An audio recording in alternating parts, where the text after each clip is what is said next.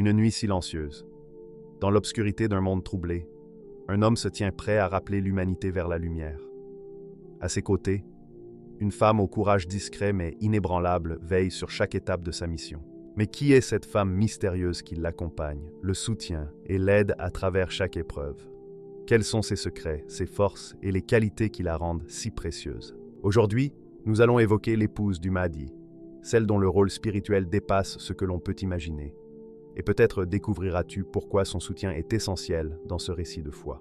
Mais avant d'entrer dans cette révélation paisible, abonne-toi à la chaîne Lumière éclair de l'Islam pour recevoir divers rappels bénéfiques et partage ces messages avec respect, douceur et sincérité. Et si tu le peux, écris en commentaire la ville ou le pays depuis lequel tu nous suis.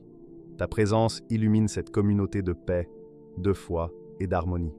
Reste jusqu'à la fin de la vidéo, car ce rappel pourrait t'apporter guidance, apaisement et sérénité. La foi inébranlable. Imagine une femme dont le cœur semble porter un soleil intérieur, une lumière discrète qui ne s'éteint jamais, même lorsque la nuit devient oppressante autour d'elle. Une femme pour qui la foi n'est ni un simple mot, ni un héritage transmis par habitude, mais une respiration, une pulsation, un centre autour duquel se structure toute son existence. Sa foi n'est pas un geste figé, c'est un état d'être, et c'est cette foi-là, profonde, enracinée, apaisante, qui devient la charpente de sa vie et la source de sa grandeur silencieuse. Car avant même que les signes mentionnés dans certains récits ne prennent forme, avant même que la mission de son époux ne soit reconnue, elle y croit. D'un croire intime, instinctif, presque viscéral, une certitude qui ne réclame ni preuve ni explication. Elle ressent simplement, comme si son âme avait été préparée, depuis toujours, pour reconnaître cette vérité au moment précis où elle se présenterait à elle. Cette femme possède une capacité rare, celle de percevoir la lumière là où d'autres ne voient que confusion. Lorsque son mari rentre bouleversé, touché par ce qu'il traverse, lorsque le poids d'une responsabilité spirituelle semble trop lourd pour un seul homme, elle ne tremble pas, elle ne panique pas, elle ne doute pas. Au contraire, c'est dans ces instants-là que sa foi atteint son apogée, devenant refuge, rempart et force tranquille. Elle l'enveloppe de sa sérénité. Elle restaure en lui l'assurance fragile. Elle lui rappelle avec douceur que ce qui vient d'Allah porte toujours un sens. Sa foi joue le rôle du phare. Pas le phare éclatant qui capte les regards, mais celui, discret, isolé, qui guide les voyageurs perdus dans la tempête. Sans elle, la mission de son mari serait une mer agitée, sans horizon clair. Avec elle, chaque vague devient supportable, chaque nuit plus courte, chaque épreuve plus lisible, car cette femme sait transformer le doute en clarté, la peur en patience, la douleur en espoir.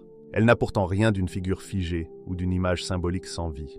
Au contraire, sa foi est vivante, active, vibrante. Elle lui donne une force intérieure impressionnante, presque inébranlable.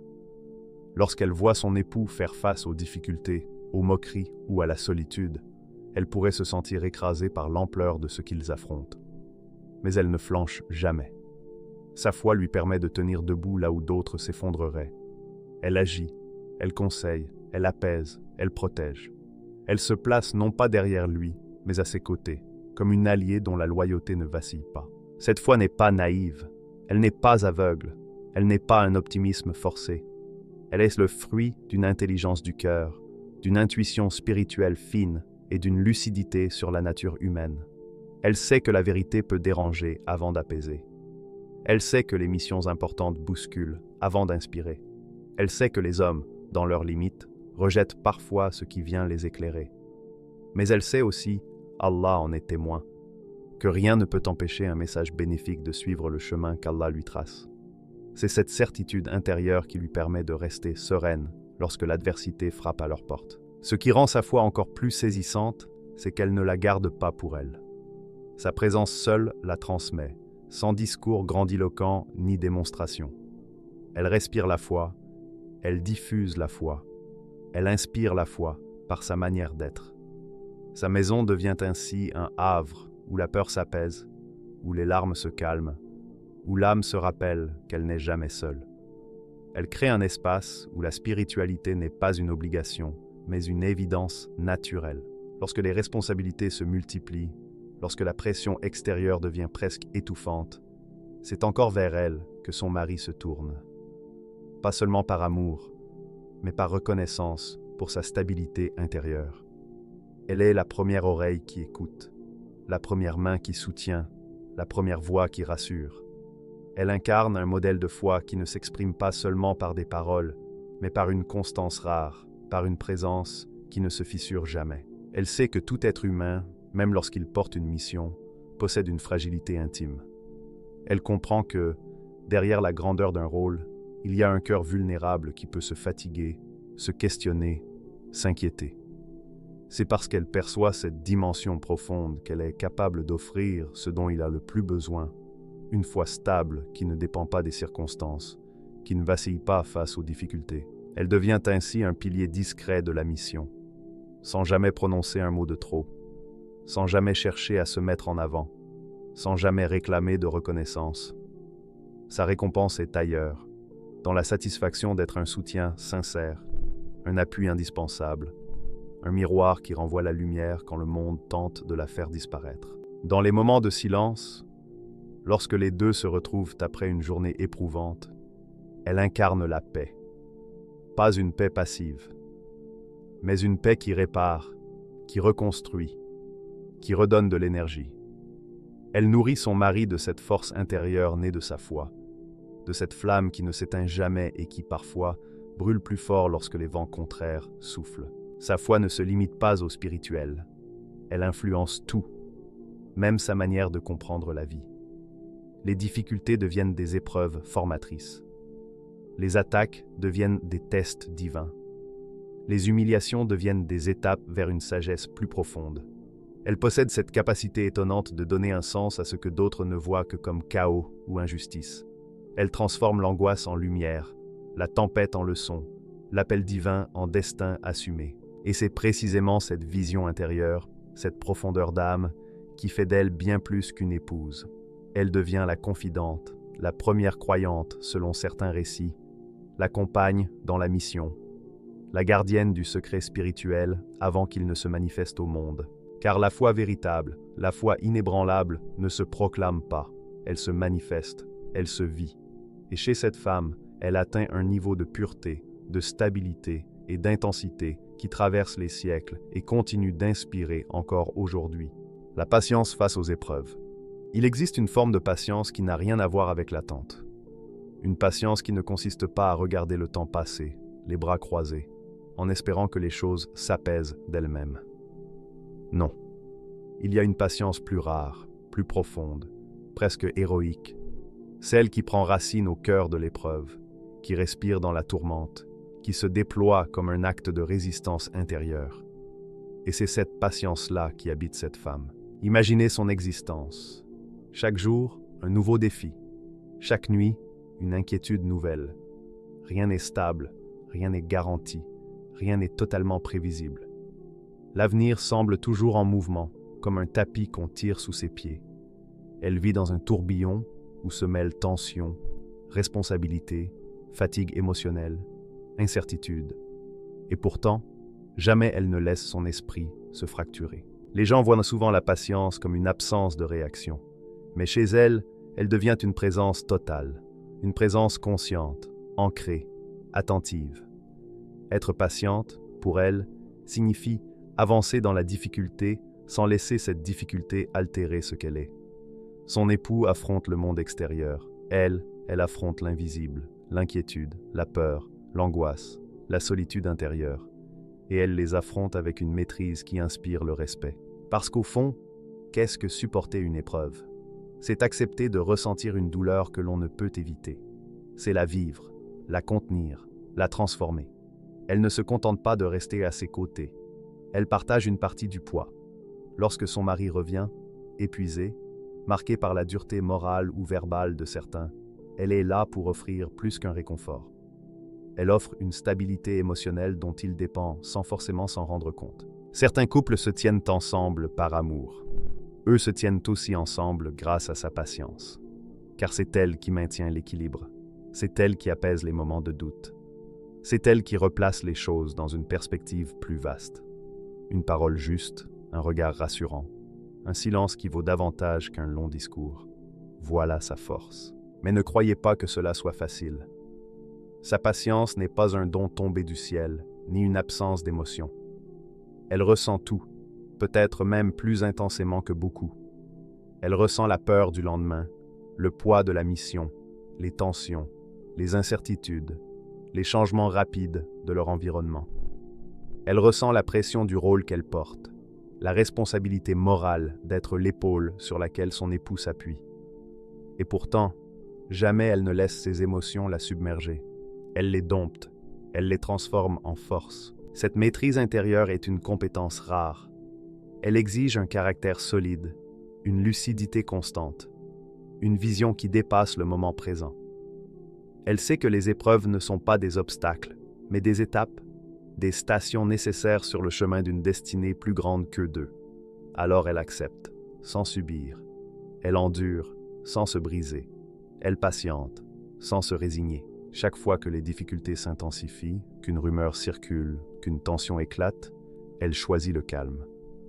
Ce calme n'est pas naturel, il est cultivé. Elle l'a construit au fil du temps, comme on élève une forteresse intérieure, pierre après pierre. Une forteresse faite de sagesse, de foi, d'intelligence émotionnelle et de maîtrise de soi. Il faut imaginer les moments les plus éprouvants, quand les critiques se multiplient, quand les proches s'éloignent, quand l'inquiétude se répand dans la communauté comme une ombre subtile. Dans ces instants où tout vacille, elle devient le cœur stable de leur foyer. Il entre, fatigué. Elle le regarde, et dans son regard, il retrouve la paix. Ce simple regard suffit parfois à effacer une journée entière de pression. La patience chez elle n'est pas une simple vertu, c'est une forme d'amour. Un amour qui persévère. Un amour qui ne se limite pas aux sentiments doux, mais qui s'incarne dans l'effort, le sacrifice, la constance. Elle est patiente avec lui parce qu'elle comprend la profondeur de ce qu'il porte. Elle sait que chaque étape, chaque responsabilité, chaque défi le bouscule. Alors elle apaise ses blessures invisibles, celles que personne d'autre ne voit. Il n'est pas rare dans les grandes histoires humaines de trouver un homme en première ligne. Mais ce que l'on oublie souvent, c'est qu'il n'y a pas de personne forte sans une présence silencieuse derrière elle. Une présence qui soutient, qui protège, qui attend, qui croit. Elle représente cette présence-là. Sans éclat, sans scène, sans applaudissements.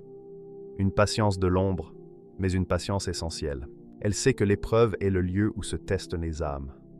Beaucoup pensent que le courage consiste à agir. Elle sait que le courage consiste aussi à ne pas s'effondrer sous le poids de l'endurance. Endurer, jour après jour, sans que l'âme ne se fissure. Voilà sa forme de bravoure.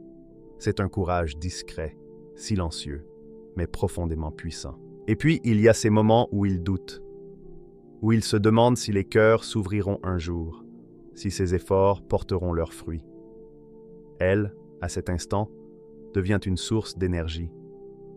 Elle ravive le sens de sa mission. Elle lui rappelle que personne ne traverse la vie sans tempête. Elle apporte ce souffle qui le relève lorsqu'il vacille. Et ce souffle, c'est sa patience active, une patience qui nourrit. Parce que oui, elle nourrit, par ses mots, par sa présence, par sa manière d'être. Sa patience ne se limite pas à supporter. Elle fortifie, elle élève, elle transforme son époux. Elle lui permet de reprendre force, de redevenir lui-même, de continuer sans se laisser envahir par la lassitude. Elle est comme un puits dans le désert. Il y revient pour puiser la force de continuer. Et n'oublions pas les moments où elle doit affronter sa propre solitude. Quand il s'absente pour méditer, prier, réfléchir, avancer dans sa mission, elle reste seule avec ses pensées. Cette solitude, souvent invisible, demande elle aussi une patience immense. Elle n'a pas seulement à affronter les difficultés extérieures, elle doit aussi apprivoiser l'absence, l'incertitude, l'invisible. Mais elle en fait une force. Elle utilise ces instants pour renforcer sa résilience, affiner sa compréhension, approfondir sa conscience du destin plus vaste auquel il participe. La patience qu'elle incarne n'est pas seulement une qualité, c'est un héritage. Elle laisse derrière elle un modèle, un exemple, une manière de traverser les épreuves sans perdre son identité. Sa vie devient une école d'endurance émotionnelle, une preuve que la patience peut être une arme, un refuge, un acte de foi. La discrétion stratégique. Dans les grandes histoires, on retient souvent les noms de ceux qui apparaissent au premier plan. Ceux qui parlent, qui dirigent, qui annoncent, qui avancent avec assurance. On oublie, trop souvent, ceux qui rendent ce mouvement possible. Ceux qui veillent dans l'ombre, qui maîtrisent l'art paisible de la retenue, qui agissent sans bruit, mais qui, par la sagesse de leurs actes, orientent doucement le cours des événements. Elle fait partie de cette catégorie rare, presque précieuse, celle des présences discrètes dont la réserve devient une force réellement déterminante. Elle ne cherche ni reconnaissance ni éclat. Ce n'est pas ce qu'elle recherche. Sa valeur ne se mesure pas en applaudissements, mais en justesse. Elle comprend parfaitement qu'une parole précipitée peut nuire à une intention, qu'une émotion mal placée peut troubler un climat fragile, qu'un geste impulsif peut créer une agitation inutile. Alors elle opte pour une voie exigeante, celle d'une discrétion mûrement réfléchie, choisie, équilibrée. Il faut saisir que sa discrétion n'est pas un effacement. Ce n'est pas une absence. Au contraire, c'est une présence ajustée. Elle sait être là sans s'imposer. Elle sait agir sans attirer l'attention. Elle sait offrir une idée sans en revendiquer l'origine. Elle maîtrise l'art subtil d'être essentielle tout en restant humble. Une qualité plus rare encore que le courage, car elle demande un ego discipliné, un sens aigu des priorités et une lucidité bien affermie. Dans les moments sensibles, lorsqu'une décision doit être prise, elle glisse ses conseils avec la douceur d'un souffle. Jamais brusquement, jamais avec dureté. Elle suggère, elle éclaire, elle ouvre des voies possibles. Et, presque imperceptiblement, ces mots nourrissent la réflexion de son mari, renforcent sa clairvoyance, apaisent ses questionnements. Ce n'est pas une influence négative, c'est une forme de loyauté éclairée, une alliance sincère au service de ce qui est juste. Et Allah sait mieux. Elle comprend que la grandeur de la mission repose sur un équilibre délicat. Trop d'agitation crée du désordre. Trop de bruit attire les regards. Trop de présence réveille parfois des sensibilités. Alors elle choisit la voie de la discrétion comme une protection, une manière de préserver son mari, leur foyer et même leur entourage. Elle prévient les difficultés avant même qu'elles ne prennent forme, par sagesse et par discernement. Et c'est précisément là que réside sa force.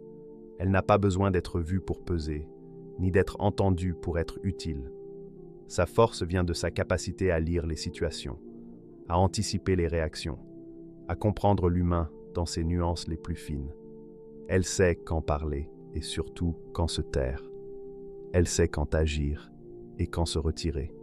Chaque geste, chaque silence, chaque regard est pensé pour servir un objectif plus élevé. Imaginez un instant une scène d'une époque quelconque. Des personnes débattent, échangent, cherchent à comprendre l'avenir d'une communauté. Certains s'inquiètent, d'autres s'enthousiasment. Son époux écoute, analyse, porte une responsabilité lourde. Elle, en retrait, observe. Elle perçoit les tensions, les sensibilités, les tempéraments délicats. Elle identifie les défis, les opportunités. Elle comprend les dynamiques en mouvement, les intentions hésitantes, les peurs implicites. Et plus tard, dans la tranquillité du foyer, elle partage une analyse qui éclaire ce qui avait échappé aux autres. Sa discrétion lui permet de voir ce que le tumulte masque. Elle n'intervient jamais dans les échanges publics. Ce n'est pas son terrain. C'est en marge des discussions qu'elle exprime le mieux sa sagesse. Elle observe les nuances invisibles. Elle évite les maladresses. Elle apaise les tensions internes. Elle devient un repère silencieux, un équilibre précieux. Cette discrétion lui offre aussi une protection, car être exposé n'est pas toujours un avantage. Parfois, c'est un poids. Être visible, c'est parfois devoir gérer des attentes, des regards, des incompréhensions. Elle le sait. Elle comprend que certaines contributions sont plus efficaces lorsqu'elles restent discrètes. Son retrait lui assure une liberté d'action que certains n'ont pas. Mais il ne faut pas confondre discrétion et passivité. Elle ne laisse jamais les choses se faire seule. Elle agit constamment, mais avec la manière la plus sereine, la plus pertinente, la plus prudente. Elle intervient dans l'organisation du foyer, dans l'accueil des âmes sincères, dans la protection des biens, dans la gestion discrète qui rend la mission fluide. Elle planifie, elle soutient, elle veille. Et elle le fait avec un calme stratégique que peu perçoivent. Même son mari, parfois, réalise après coup l'ampleur de ce qu'elle a accompli. Un conseil juste, une ressource préservée, une tension calmée avant qu'elle ne s'amplifie. Son rôle ressemble à celui d'un lion invisible. On ne le voit pas, mais sans lui, tout vacillerait. La discrétion devient aussi un espace de générosité. Elle donne sans chercher à être vue, pour préserver la sincérité, pour éviter les comparaisons, pour rester dans une pureté d'intention. Sa bonté est discrète mais profonde, pensée non pour impressionner, mais pour édifier. Elle sait que la valeur d'un acte dépend de l'intention plus que de la visibilité. Un autre aspect de son intelligence réside dans sa maîtrise du temps. Elle sait patienter. Elle sait qu'une intervention précipitée peut compliquer les choses, qu'une parole anticipée peut être mal comprise, qu'un soutien trop visible peut ajouter une pression inutile. Elle agit lorsque le moment est juste, ni avant, ni après. Cette compréhension du timing, essentielle dans les relations humaines, devient chez elle un instinct naturel. C'est aussi cette discrétion qui lui permet de rester lucide. Elle ne se laisse pas absorber par les émotions collectives.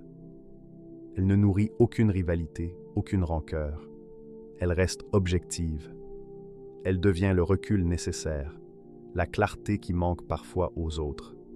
Et ce recul, elle le partage avec son mari, offrant à leur mission une lumière qu'aucun autre conseiller ne pourrait offrir de la même manière. Finalement, sa discrétion est un pouvoir humble mais solide, un pouvoir qui n'éblouit pas, mais qui construit, un pouvoir qui ne s'impose pas, mais qui oriente, un pouvoir silencieux, mais profondément transformateur. L'intelligence et la sagesse pratique. L'intelligence n'est pas seulement une question d'abstraction ou de connaissances accumulées. L'intelligence véritable, celle qui peut éclairer une vie et orienter un chemin, naît d'un ensemble subtil, la lucidité du regard, la finesse de l'analyse, la maîtrise du moment, et cette sagesse pratique qui permet d'appliquer la bonne idée au bon endroit, au bon instant. Chez cette femme, cette intelligence ressemble presque à un art, pas un art bruyant ou théâtral, mais un art profond, précis, nourri par l'observation, l'écoute et une compréhension fine des réalités humaines, et Allah sait mieux. Son soutien n'est jamais uniquement affectif. Il va bien au-delà du confort émotionnel. C'est un soutien structurant, réfléchi, qui accompagne silencieusement les décisions de son mari. Elle lit les situations comme d'autres lisent un livre. Elle saisit les tensions, les mouvements discrets, les risques possibles. Elle possède cette capacité qu'ont les meilleurs conseillers, voir ce que beaucoup ne voient pas et comprendre ce que d'autres n'arrivent pas encore à formuler. Quand un problème apparaît, elle ne répond jamais avec impulsivité. Elle observe, elle écoute. Elle laisse les sentiments s'apaiser pour que la réalité devienne claire. Sa réflexion commence toujours par un diagnostic. Pour elle, chaque situation a une structure, et chaque structure peut être comprise. Elle distingue vite ce qui est urgent de ce qui peut attendre, ce qui est essentiel de ce qui est secondaire, ce qui a un impact durable de ce qui n'est qu'une distraction momentanée. Puis vient cette sagesse pratique, une qualité qui n'a rien de théorique. Elle sait quand intervenir. C'est peut-être là sa force la plus remarquable. Personne ne le lui a enseigné, mais elle possède une intuition presque parfaite du moment juste. Un conseil donné trop tôt passe inaperçu. Un conseil donné trop tard perd de sa valeur. Elle intervient dans l'instant précis où la parole peut encore orienter les choses. C'est une finesse que seuls possèdent ceux qui comprennent profondément la nature humaine. Ses contributions prennent souvent la forme de questions. Pas des questions naïves ou vagues, mais des questions qui invitent à réfléchir autrement. Elle ne dit pas « tu dois faire cela ». Elle dit « as-tu pensé à cette possibilité ?» Et soudain, une porte s'ouvre. Son mari voit une option qui ne lui était pas apparue. Elle élargit sa vision sans jamais imposer la sienne. Elle n'essaie pas de diriger. elle essaie d'éclairer. Il garde la direction, mais elle devient une lumière douce qui révèle les contours du chemin. Cette intelligence se manifeste aussi dans sa capacité à repérer les pièges subtils de la vie. Elle comprend les êtres humains, leurs fragilités, leurs désirs, leurs hésitations, leurs peurs. Elle connaît les dynamiques relationnelles, les sensibilités, les non-dits parfois présents dans les interactions. Rien de ce qui touche à l'âme humaine ne lui échappe vraiment. Lorsqu'elle observe une situation, elle la voit telle qu'elle est, mais aussi telle qu'elle pourrait devenir si personne n'y prête attention. Elle possède une vision prospective rare, non pas mystique, mais enracinée dans son expérience et dans sa lucidité. Chaque fois que son mari s'apprête à faire un choix, elle lui offre une perspective supplémentaire. Pas pour modifier ce qu'il doit accomplir, mais pour l'aider à éviter les incompréhensions, les maladresses ou les interprétations erronées qui peuvent accompagner certaines situations humaines. Elle sait que les épreuves ne viennent pas toujours de ce qui est visible. Beaucoup de difficultés naissent parfois de malentendus, de mots mal perçus, d'attentes non exprimées. Son rôle est d'anticiper ces zones délicates avant qu'elles ne prennent de l'ampleur. Ce qui rend son intelligence remarquable, c'est qu'elle n'est jamais froide. Elle ne traite pas les situations comme des calculs. Elle réfléchit avec le cœur et la conscience. Chaque conseil, elle le pèse en fonction de l'humain, de la dignité, de la justice. Sa sagesse est morale. Elle ne choisit jamais la voie la plus simple si elle n'est pas la plus juste. Elle sait que l'efficacité sans éthique n'est qu'une illusion de réussite. Et malgré cette profondeur morale, elle reste très pragmatique. Elle comprend que la vie réelle exige des ajustements. Elle sait que la perfection n'appartient qu'à Allah. Elle accepte les nuances, les efforts, les compromis nécessaires.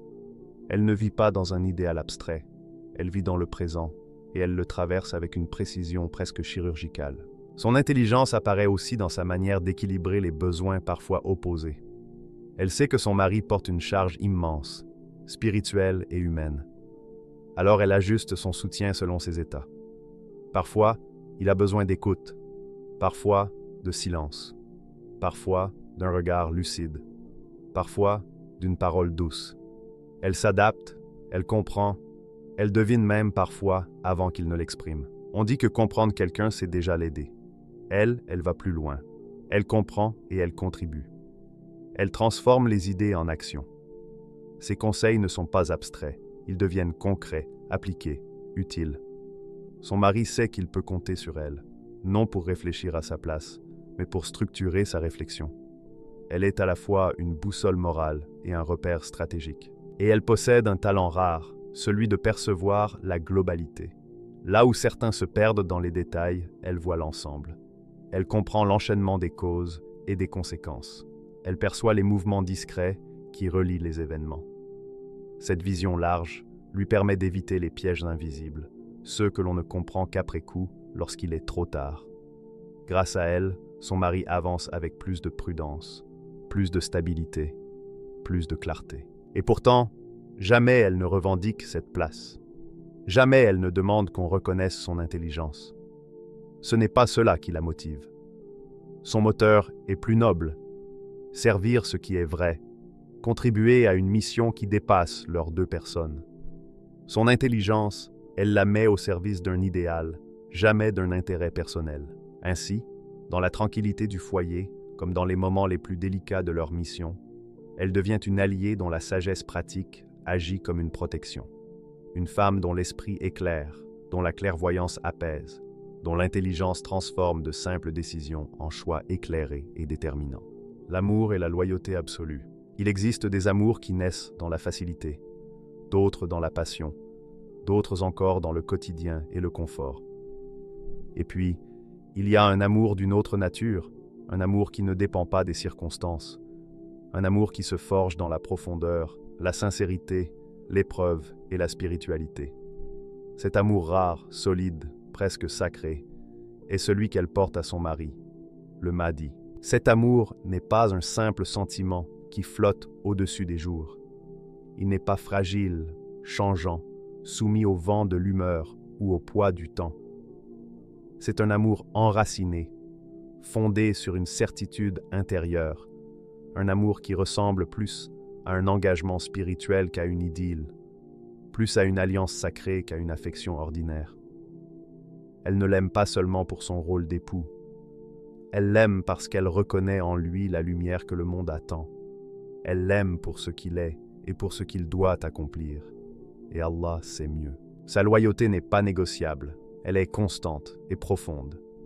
Elle connaît les faiblesses humaines, les doutes, les pressions, les obstacles de la vie. Beaucoup peuvent fléchir lorsque les épreuves se présentent. Elle, non.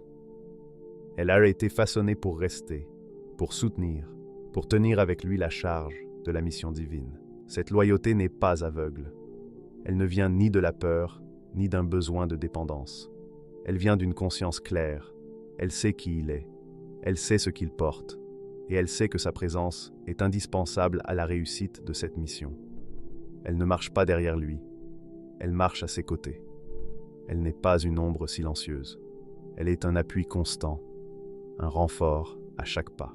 Son amour se manifeste dans les gestes simples, comme dans les moments les plus exigeants. Quand il revient fatigué, le cœur lourd, le regard chargé de responsabilité, elle lit en lui avec finesse. Elle sait exactement quoi dire ou ne pas dire. Parfois, une main posée sur son bras suffit à lui rappeler qu'il n'est pas seul. Parfois, un silence vaut plus que 1000 paroles. Elle offre son amour comme une force, un soutien tranquille mais puissant. Cet amour devient un refuge.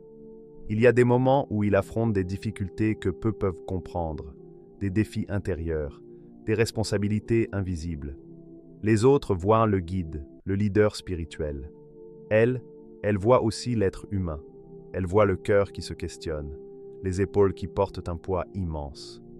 Et c'est dans ces instants que son amour devient protection, un rempart, un lieu où il peut poser ses armes et retrouver la sérénité. Sa loyauté se manifeste par sa confiance totale. Même lorsque les circonstances sont incertaines, même lorsque le monde semble complexe, elle voit l'essentiel, la lumière dans le chemin, et s'y tient. Sa fidélité n'est pas seulement affective, elle est spirituelle. Elle croit en lui comme on croit en un dessein divin, avec patience et discernement, et non par naïveté. Elle ne dit pas simplement « Je suis avec toi parce que tu es mon mari ». Elle dit, par sa présence, ses actes, son âme entière, « Je suis avec toi parce que ta mission est aussi la mienne. Parce que ce que tu portes, je le porte avec toi. Parce qu'Allah m'a placé à tes côtés pour être ton allié, ta force, ton équilibre. » Cet amour dépasse l'ordinaire. Il n'a pas besoin de démonstrations ostentatoires. Il vit dans la constance, la patience, l'attention silencieuse, les sacrifices faits avec humilité. Elle met sa vie au service d'une cause qui dépasse les deux individus qu'ils sont. Elle représente la forme la plus élevée de l'amour, celui qui élève l'autre, qui lui permet de devenir pleinement ce qu'il doit être, qui l'accompagne dans sa mission, qui ne retient pas mais soutient. Elle ne l'empêche jamais d'accomplir sa mission. Elle partage son destin, sa charge, son engagement, sa lumière. Son amour fusionne avec la guidance qu'il incarne. Et parce que cet amour est total, elle devient sa partenaire dans le sens le plus noble du terme, partenaire dans le destin. Elle connaît ses forces, ses limites, ses besoins. Elle sait quand il doit avancer, quand il doit s'arrêter, quand il doit réfléchir, quand agir. Elle lit le monde à travers son regard, et son regard à travers le monde. Leur lien dépasse les mots. Il devient un langage sacré, un engagement spirituel. Sa loyauté crée un espace intérieur où il peut être lui-même, sans masque, sans posture. Un lieu où il peut respirer, se reposer, se régénérer. Et c'est là le plus grand secret. Pour porter la lumière, il faut un foyer où elle peut se renouveler. Elle est ce foyer. On pourrait penser que cet amour la rend dépendante. C'est le contraire. Cet amour la rend invincible. C'est sa force, sa motivation, son moteur intérieur. Elle ne se perd pas en lui. Elle se découvre à travers lui et à travers leur mission commune. Elle est une alliée qui ne rompt jamais, qui ne flanche jamais, qui ne se détourne jamais. Son cœur est lié non seulement à lui, mais à la mission divine qu'il incarne. Elle l'aime avec intensité, avec lucidité, avec raison et foi. Et cette union crée un amour qui dépasse le monde matériel. Elle n'est pas seulement son épouse, elle est son fort, son refuge, son ancrage, son miroir, son souffle. Son amour est une alliance. Sa loyauté est un engagement sacré. Dans cette union, l'humanité trouve la force nécessaire pour accomplir ce qui dépasse l'humain. Ce qui rend l'épouse du Mahdi si exceptionnelle, ce n'est pas seulement son rôle auprès de lui, mais la combinaison rare de foi inébranlable, de patience profonde, d'intelligence pratique et de loyauté absolue. Elle nous rappelle que derrière chaque leader guidé par Allah se tient souvent une présence humble, discrète mais indispensable, capable de transformer une mission en réalité concrète. Alors, la prochaine fois que vous pensez à un héros, souvenez-vous, parfois, la force silencieuse qui le soutient est ce qui fait toute la différence. Et peut-être que sa plus grande leçon pour nous tous est simple. Le vrai soutien commence par la foi sincère, la patience constante et l'amour généreux, guidé par la lumière et la sagesse d'Allah.